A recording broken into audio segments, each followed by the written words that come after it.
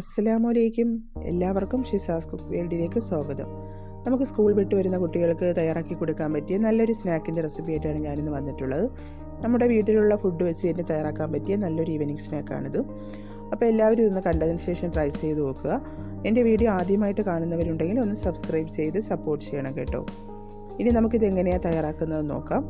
നേരെ വീഡിയോയിലോട്ട് പോകാം. ഞാനിപ്പോൾ ഇവിടെ നമ്മുടെ വീട്ടിൽ ബ്രേക്ക്ഫാസ്റ്റിന് നമ്മൾ എന്തായാലും ഇഡ്ഡലി ഉണ്ടാക്കാറുണ്ട്. അപ്പോൾ ആ ഇഡ്ഡലി ബാക്കി വരുന്ന ഇഡ്ഡലി ഉണ്ടാവും.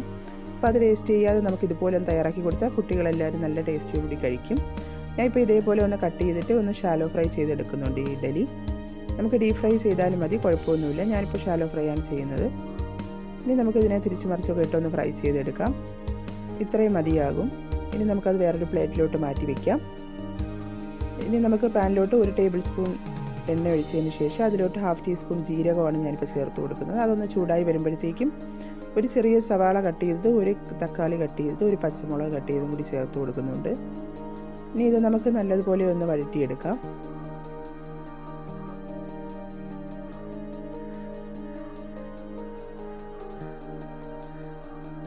അതൊരു ഇതോടെ വഴണ്ട് വന്നിട്ടുണ്ട്. ഇനി നമുക്ക് കുറച്ച് കറിവേപ്പില ചേർത്ത് കൊടുക്കാം.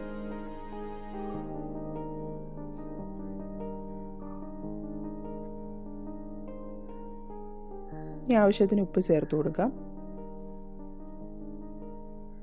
ഇനി നമുക്ക് കുറച്ച് മസാല ചേർത്ത് കൊടുക്കാം. 1/2 ടീസ്പൂൺ മഞ്ഞൾപ്പൊടിയും, ഒരു 1/4 ടീസ്പൂൺ മുളക് പൊടി, 1/2 ടീസ്പൂൺ പെരിഞ്ജീരകം പൊടിച്ചതും, 1 ടീസ്പൂൺ മല്ലിപ്പൊടിയുമാണ് ചേർത്ത് കൊടുത്തിട്ടുള്ളത്. ഇനി ഇതെല്ലാം കൂടി നല്ലതുപോലെ ഒന്ന് മിക്സ് ചെയ്ത് കൊടുക്കാം.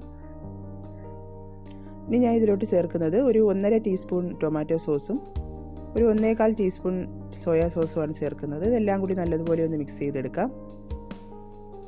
എല്ലാം കൂടി നല്ലതുപോലെ ഒന്ന് വഴറ്റിയെടുത്തതിന് ശേഷം നമുക്ക് ഈ ഇഡ്ഡലി അതിലോട്ട് ചേർത്ത് കൊടുക്കാം.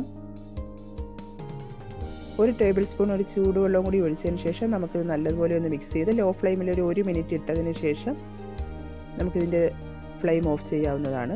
ഇപ്പോൾ ഏകദേശമൊക്കെ ഇവിടെ റെഡിയായി വന്നിട്ടുണ്ട്. ഇനി നമുക്ക് വേറൊരു പ്ലേറ്റിലോട്ട് മാറ്റാം. വളരെ പെട്ടെന്ന് തയ്യാറാക്കി എടുക്കാൻ പറ്റിയ നല്ലൊരു സ്നാക്കാണ്. ഇനി നമുക്ക് മല്ലിയില ഉണ്ടെങ്കിൽ ഇതിൽ ചേർത്ത് കൊടുക്കാം, ഇല്ലെങ്കിൽ കറിവേപ്പില ആയാലും മതി, കുഴപ്പമൊന്നുമില്ല. നല്ല ചൂട് ചായയുടെ ഒക്കെ കഴിക്കാൻ പറ്റിയ നല്ലൊരു സ്നാക്കാണ്. അപ്പോൾ എല്ലാവരും ഇഡ്ഡലി ഉണ്ടെങ്കിൽ ഇതുപോലെ ഒന്ന് തയ്യാറാക്കി നോക്കിയിട്ട് ഫീഡ്ബാക്കുകൾ അറിയിക്കുക. എൻ്റെ വീഡിയോ ഇഷ്ടപ്പെട്ടിട്ടുള്ളവർ ലൈക്ക് ചെയ്യാനും ഷെയർ ചെയ്യാനൊന്നും ആരും മറക്കരുത് കേട്ടോ. അടുത്ത പ്രാവശ്യം ഇനി നല്ലൊരു റെസിപ്പി ആയിട്ട് വരാം. Okay, thank you.